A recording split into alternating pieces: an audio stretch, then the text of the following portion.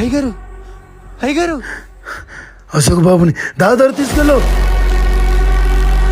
ఎందుకంటే వాడు చంపింది మీ నాగుని.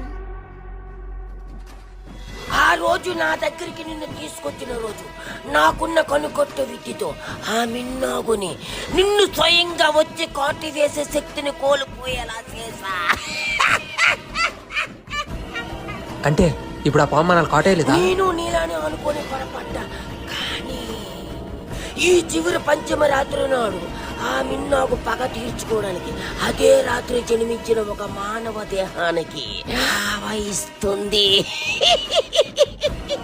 ఇప్పుడు వాడిని కనిపెట్టడం ఎలా? మీ ఇద్దరు కనుల ఎదుట మీ ఇద్దరు ఉండేటప్పుడు ఎర్రగా మండుతున్న సూర్యుడి నుంచి పొంగుతున్న వరస కురుస్తుంది.